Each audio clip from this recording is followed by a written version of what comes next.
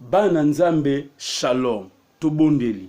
Seigneur na tondio na commission na ndengo permettre na kutana libota na yo na tina koyeba na kokabwana bango maloba oyo chena mitema na biso na poso oyo ya pasika. Lobela libota na yo na nzela na molio mosantu elongo na biso na kombo na Yesu. Amen. Bana Nzambe tinito loba na lisolo ya Yesu Kristu, Jésus Christ sacrifice et sacrificateur. Tope na lingala Yesu Kristu mbeka pe mutumbi mbeka. Bien-aimé dans le Seigneur, Yesu Masia azali mbeka pe azali mutumbi mbeka na biso ba Kristu. Tozali koloba maloba o na eleko ya pasika po ete tango bazali kolobatia na pasika tokanisaka mingi mbeka. Tokanisaka mingi pe mutumbi mopesi mbeka to pe mutumbi mbeka. Na kati na Biblia ya balingami tango Bible ezali kolobati na bolimbi kolongola masumu. Tango Bible ezali kolobati na kolongola masumu pona masumu elongwa tozala biloko ma besoin makambo mibale. Hébreux chapitre 8 verset 3. Hébreux chapitre 8 verset 3. Elobi ete eloko liboso po tozala ngo besoin ezali mbeka oya mibale ezali motumbi mbeka. Mbeka nde nini? Mbeka ezali libonza oyo tokopesaka epai na Nzambe pona bolimbisi ya masumu. Pe motumbi mbeka ezali moto oyo amemaka mbeka liboso na Nzambe po ete Nzambe ayamba. Nzambe atalaka mbeka, atalaka pe motumbi mbeka. Mbeka koki kozala malamu soki motumbi mbeka aza mabe mbeka koleka te. Mbeke koki kozala mabe motumbi mbeka pa zali malamu mbeka ane koleka te. Donc mbeka na motumbi mbeka ezali motuya na misu na Nzambe likambo etali bolongoli masumu. Mokona lelo tokoloba eloko eboso ntoloba Yesu Kristu mbeka. Pe ya mibale tokosukisa koloba Yesu Kristu motumbi mbeka. Bien-aimé na obabi Yesu Kristu mbeka eloko liboso Jésus Christ Yesu Kristu azali mwana mpate oyo alongolaka masumu.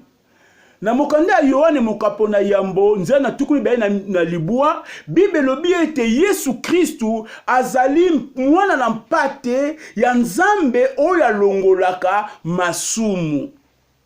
Balobi te kazali mpate ordinaire. Balobi te kazali mpate ya bato. Balobi kazali mpate ya Nzambe. Bato bazalaki tango nyonso komema bapate na bango epai na Nzambe epai ba sacrificateur po bakata motu pe bazwa bolimbisi ya masumu na bango. Metala na oyo etali Yesu Kristu bien-aimé Yesu azali mpate na Nzambe, c'est-à-dire soko moni Nzambe apesaki mpate na ye po ete bapate nyonso biso bato topesaki bakoko na biso bapate bapesaki ezaki motuya te na miso na Nzambe. Ezaki na valeur te na miso na Nzambe. Ekokaki kolongola masumu na bato te. Na yango Nzambe atindaki Yesu aye na mokili oyo po alongola masumu na yo, alongola masumu na ngai. De luka liboso toyeba ete Yesu Kristu azali mpate o Nzambe apesa yo, mpate o Nzambe apesa ngai. Elikolakisa ete Yesu azali elembo ya bolingo na Nzambe pona bolimbisi masumu na biso. Eloko mibale Galates chapitre 1 verset 4 elobi eloko beto reteni Yesu Kristo ami bonzaki ye moko pona masumu na biso. Yesu azaki mbeka ya nini? Mbeka ami pesaki mbeka pona bolimbisi ya masumu na biso. Ami pesaki ye moko ba forçaki yete ezalaki acte volontaire nde Yesu Kristo ami pesaki ami bonzaki lokola mbeka pona yo, lokola mbeka pona ngai. Na Hébreux chapitre 10 Hébreux chapitre 10 le verset 10 Bible zoloba elobi c'est en vertu de cette volonté que nous sommes sanctifiés par l'offrande du corps de Jésus-Christ. Balobi nzoto ya Yesu Kristu ezaki libonza, ezaki mbeka. Nzoto ya Yesu Kristu ezaki mbeka. Sur le plan spirituel, azaki nyama. azaki agneau, azaki mbeka, o nzamba azaki nango posa, pona masumu na bana na bato esila.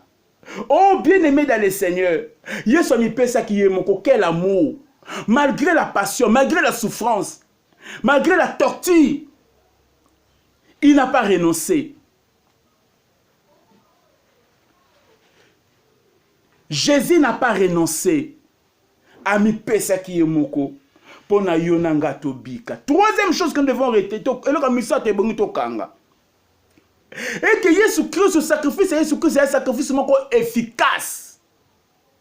Si tu es efficace et parfait, c'est par rapport il y a un sacrifice et pesa qui n'attend pas la liboso, un sacrifice na Yesu et ya. Bible le bien bambeka ya banyama.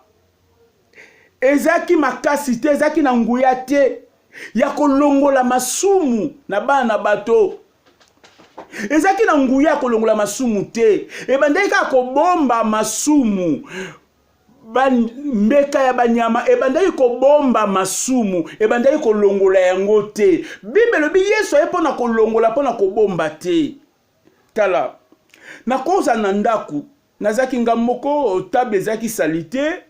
Et puis, nous avons toqué, alinga kota, nous avons ko sukola tablette, na kozwa kaka ilamba mesa, na ena ngombangu, na tchelikola table. Ngai mu na tchelikola table, na ibete, mesa za salite.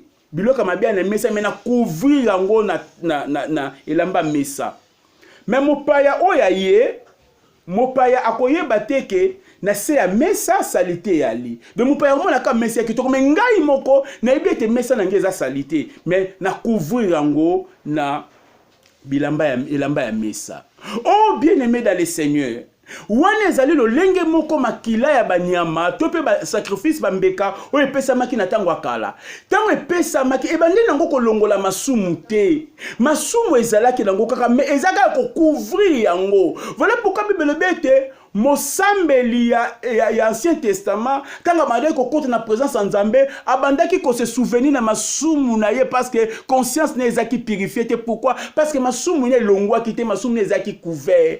Mais babi le sang de Jésus, babi Yesu Christ, mbeka na Yesu Christ, ezali ko longola masumu.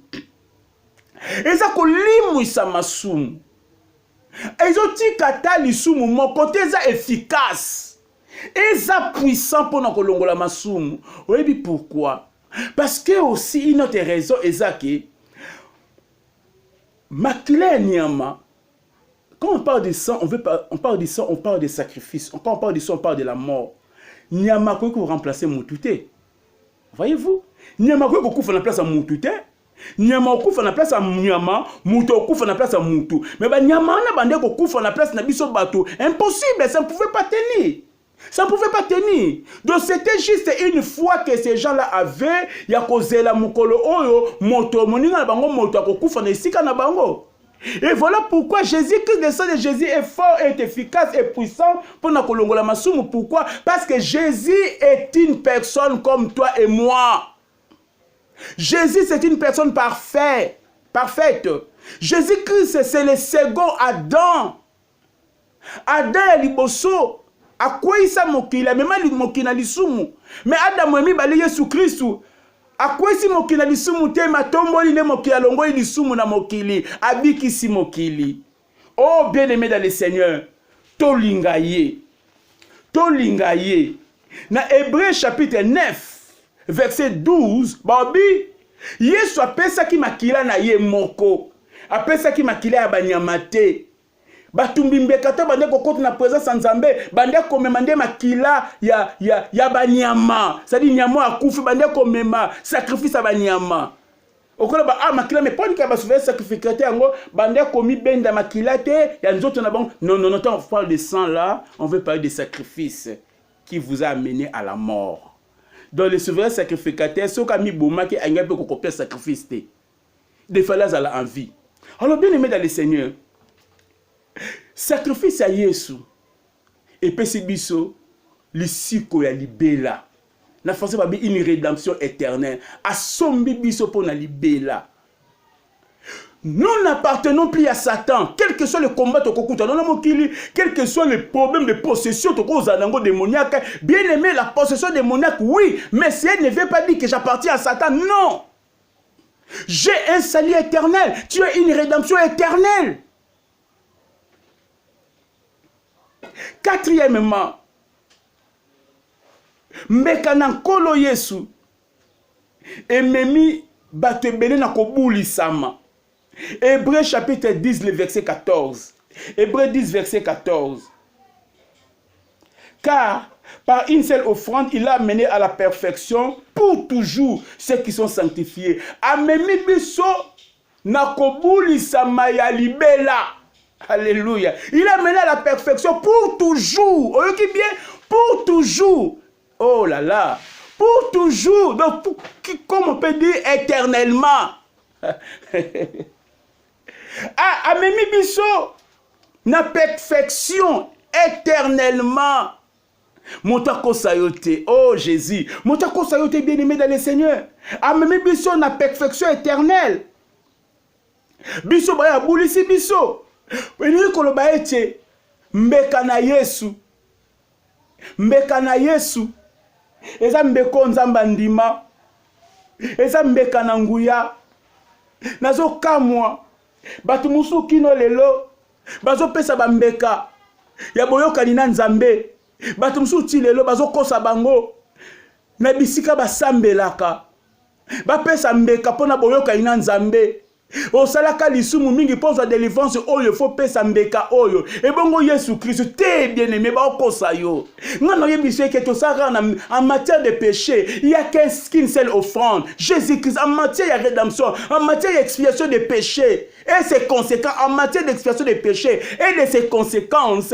To saka kana mbeka moko eza Yesu. Oeza Yesu, bako sorte pese loko bepozo délivrance, bako sorte pese loko bepozo sikolama, bako sorte loko sala ka bepesa boye po nzamba limbisa mabeno ezate. Jésus-Christ aza sacrifice nzamba agréa. Nzamba sa agréé sacrifice à Jésus pour l'expose na bolimbisa masumu. Na ba conséquence na yango et bongo yo zo continuer ko pesa ti lelo bima na makambo wana. Bima na yango Yesu Kristo ndaza mbeka na biso azambeko nzamba pesa po na biso azambeka o nzamba za ko agréer azambeko nzamba sepela na yango. Alléluia. Nena ko tuna pona nga mi balé na ina parle to lo basi Yesu Kristo motumbi mbeka ya yambo. Bien aimé dans le Seigneur, motumbi mbeka zali moto oyo mosei na nzambe oyo akotaka na présence na nzambe pona komema bambeka liboso na nzambe na tina ete nzambe apesa bolimbisi ya masumu ya libota na ye. Na hébreu na libota na eloko liboso to retenir awa et que Yesu azali motumbi mbeka na linganga ya Melchisedek. Yesu azali motumbi mbeka na linganga ya Melchisedek. Hébreu chapitre 7 verset 17. Hébreu chapitre 7 verset 17 Bible lobi. Car ce témoignage lui est rendu. Tu es sacrificateur pour toujours, selon l'ordre de Melchisedek. Au moins, témoignage au balobi yango pona Yesu Masia. Balobi na ye, ozali motumbu mbeka ya libela, kolandisa linganga ya Melchisedek. Bien aimé dans le Seigneur, Yesu ozali motumbu mbeka na linganga ya Alonate. Azali motumbu mbeka na linganga ya Melchisedek. Pour être na linganga ya Alona, pour la sacrificateur, il faut un attribut ya Lévi, ndeko pesa yo ndingisa avec d'autres conditions bien sûr, ndeko pesa yo ndingisa ozala motumbi mbeka. Nzokande Yesu azali motabimaki na libota ya Bayuda. Lokola bimena libota ya Bayuda, azalaki exclu ya kozala sacrificateur ou souverain sacrificateur na ordre ya Aaron. Na yango yeki kosala ete ye azali motumbi mbeka batie ye motumbi mbeka ya ordre ya Melchisedek. Or na ordre ya Melchisedek elobi na ordre ya Melchisedek office to pe bisika kosala musala ezaka na sete ezaka na lola bisika ezwami nzambe eza na likolo. Deuxièmement na ordre de Melchisedek sacrifice na sacrificateur ezaka nyusu na maboko ya moto moko. Moto anaka yo na sacrifice, moto anaka ye moko pa za sacrificateur. Alors yango moni bien-aimé, Yesu Kristu azali souverain sacrificateur na linganga ya Melchisedek. Or sacerdoce ya ordre de Melchisedek et yaki liboso ya sacerdoce ya Aaron. Donc il y a une supériorité ya sacerdoce ya d'ordre de Melchisedek par rapport à la sacerdoce de Aaron ou la sacerdoce lévitique. Alors, bien aimé dans le Seigneur, Tikana Ebisayo, que Yesu, asa souverain sacrificateur, il est entré en fonction avec serment. Deuxième chose, Jésus-Christ est éternel et par conséquent son sacerdoce est éternel. Yesu akufakate. Yesu akobika libela na libela. Lokola akufakate. Lokola akobika libela na libela. Oui, akufaki ya sekwaki akufa lisusu te. Alors lokola akufaka libela libela les seules personnes où akufa pendant qu'akufi akufa pona osala musala nanga to kufa pona musala te. To kufa pona to zwa repos. Repos na biso après avoir traversé la terre. Mais bien aimé Jésus quand il est mort, il est parti travailler. Il est parti travailler. Donc la mort de Jésus, en réalité, n'était pas la mort commune à tous les hommes. Parce que la mort pour l'homme, c'est le repos. Mais la mort pour Jésus, c'est équivalait au travail. Donc, il n'y a pas ça la moussala. Alors, bien aimé dans le Seigneur, Yesu a koufakate. Oh bien-aimé dans le Seigneur, le coup la koufakate, moutako ko remplacer Yesu azate, même nga passer Bron, na cause de place à Jésus te. Apportement cause de place à Jésus azate. Prophète cause de place à Jésus azate. Sangwa cause de place à Jésus azate. Papa cause de place à Jésus azate. Archibishop cause de place à Jésus azate. Moutouta cause de place à Jésus parce que biso nyonso to kufaka mais Yesu akufaka te parce que sacerdoce ya ordre Aaron ezana pona souverain sacrificateur akufaka te parce que yango ezaka na souverain sacrificateur moko atikala libela na libela. Et Bible sur na Hébreu chapitre 7 verset 25 et lobi c'est aussi pour cela qu'il peut aussi sauver parfaitement ceux qui s'approchent de Dieu par lui étant toujours vivant pour intercéder en leur faveur. Omoni bato nyonso bazo poussa ne pas inanzambe par Yesu Kristu. Bato balinga bakuta nanzambe na Yesu Kristu. Bible lebeke Yesu Kristu apesaka bango lobiko ya mobimba. Apesaka bango lobiko ya kitoko. Apesaka bango un salut parfait.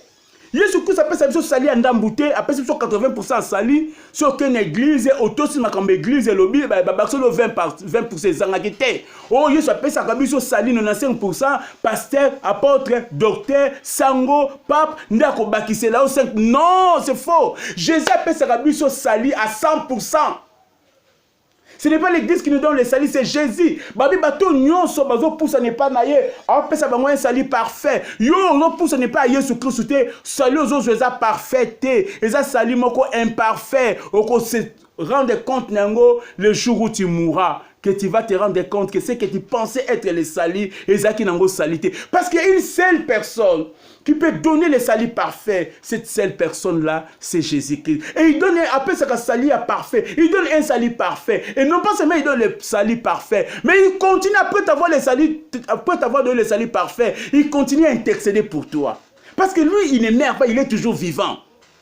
Il est toujours vivant, il ne meurt pas. Oh bien-aimé, quel sacrificateur, quel souverain sacrificateur. Bien-aimé, moi je suis dans la joie de connaître ce Dieu-là. Je suis dans la joie de connaître ce Jésus parce qu'il est mon sauveur. Et après avoir été mon sauveur, il est devenu aujourd'hui mon Seigneur. Je soumets ma vie à son autorité. Je soumets ma vie à sa volonté parce qu'il m'a sauvé pour ça. Et je pense que c'est là, ça sera aussi le cas pour toi. Troisièmement, Jésus est le souverain sacrificateur excellent.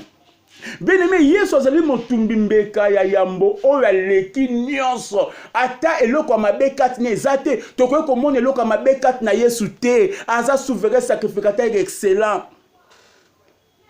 Ya lelo pourquoi na base excellent parce que d'abord akufaka te aza éternel.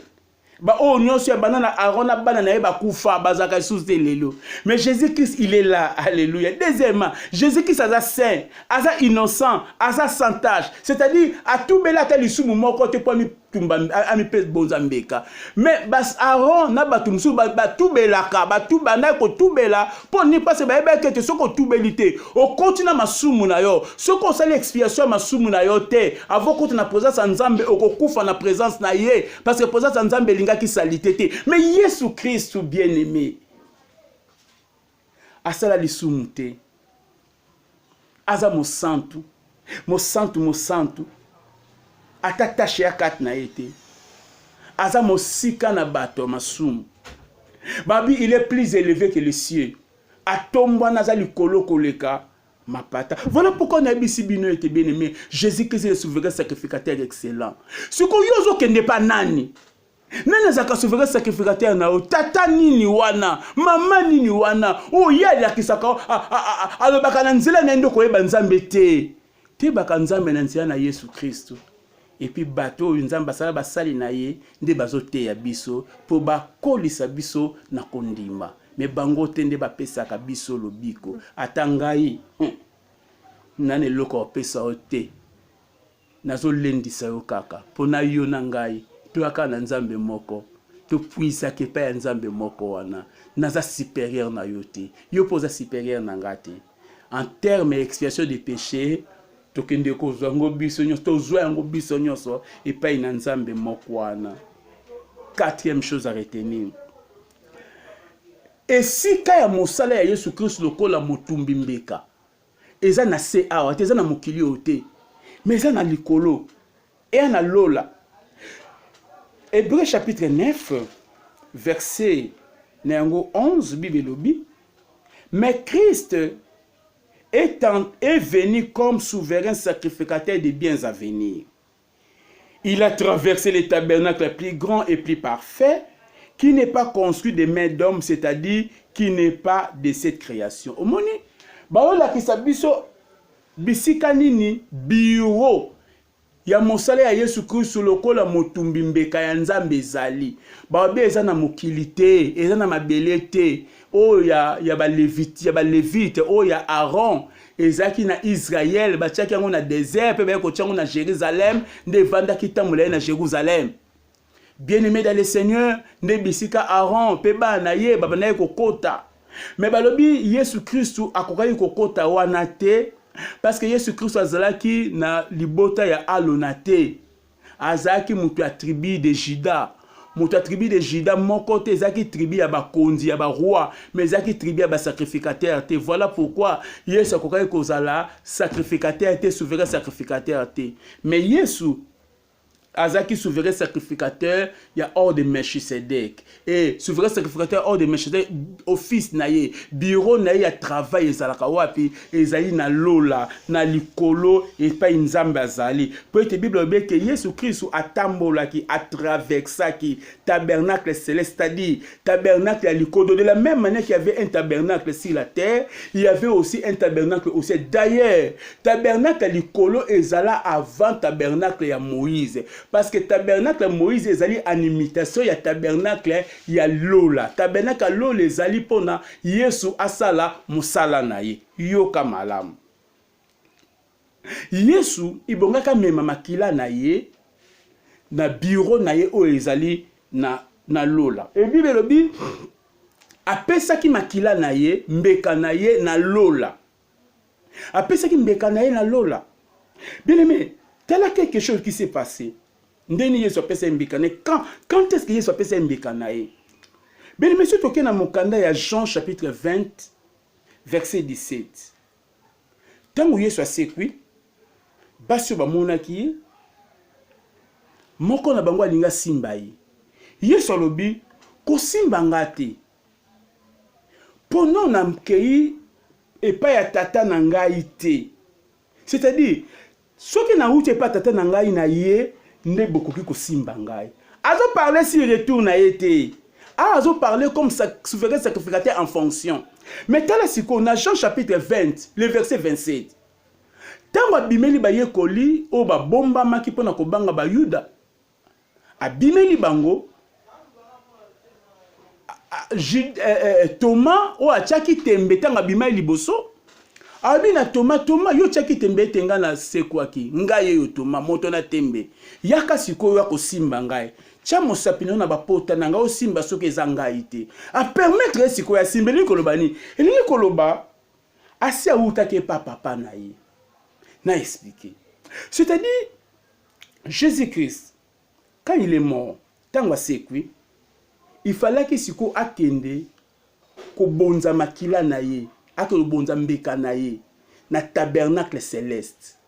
Voilà pourquoi alataki déjà bilamba ya nganga nzambe sur le plan spirituel o asela kango musala. Soki nganga nzambe asala ti bilamba na ya musala, akoki susu kosimba eloko eza ya masumu te. Yango lobaki na mwana mwasi wana kosimba ngai te. Pour ce moment ça simba ki alingaki asuye Yesu Kristo. Yango Yesu Kristo aboyaki. Ndesima Yesu Kristo yaki tomba siko koswana bango. Yesu Kristo mataki na lola. Na tabernacle céleste o ba eza plus grand et parfait. Amataki na tabernacle céleste eza plus grand et parfait. Ndekuna abonzaki makila na ye pe azweli biso babengi rédemption éternelle. Ndetango asilisi yango nde ayeko kita. Ayeko bimela bango na chambre bisika ba bomba maki. Oh bien-aimé dans le Seigneur. Na ina yebiso loko moko. Mbeka Yesu Kristo za mbeka kitoko. Mbeka Yesu Kristo zali mbeka elengi. Mbeka Yesu Kristo zali mbeko nzamba sepea nango. Pe Yesu Kristo zali moto oyo moto mbeka o nzamba andima. Andima libonza na ye pe andima ye moko. Lokola andima libonza na ye, andima pe ye moko. Elingo lo baete nzambe andima ko pesa yo le pardon de tes péchés, andima ko pesa yo bolimbisa masumu na nyonso sala pe andima ko pesa yo bomo ina seko. Maloba oyo e raisonné na motema na yo. Maloba oyo ko bungisa yango te. Eza la sujet à louange na yo. Eza maloba oyo ko tinda otengo nyonso kangama na nzambe po salela ye. Po o nzamba pesa yo. Moto moko ta ko pesa yo. Mbongo ne ko pesa yango te. Kelas ne ko pesa yango te. Bana ba ko pesa yango te. Mobala ko pesa yango te. Mosala moko to ko osana mukilo ko pesa yo. Menzambe a pesa yo mbeka ya kitoko. Pe a pesa yo motumbe mbeka ya kitoko. Kombona ezali Yesu kangama na ye kobwaka ete kino mokolo liwa to pe connaître la maladie ngomba ekoya tika nzambe apambola yo to bondeli Kolo nzambe to tondi yo, nous te bénissons pour ce temps que tu nous avais permis de partager ta parole. Nous l'avons accepté, nous l'avons compris et nous demandons, Seigneur, que le Saint-Esprit continue à parler à ton peuple après qu'ils auront écouté, qu'il aura écouté ta parole.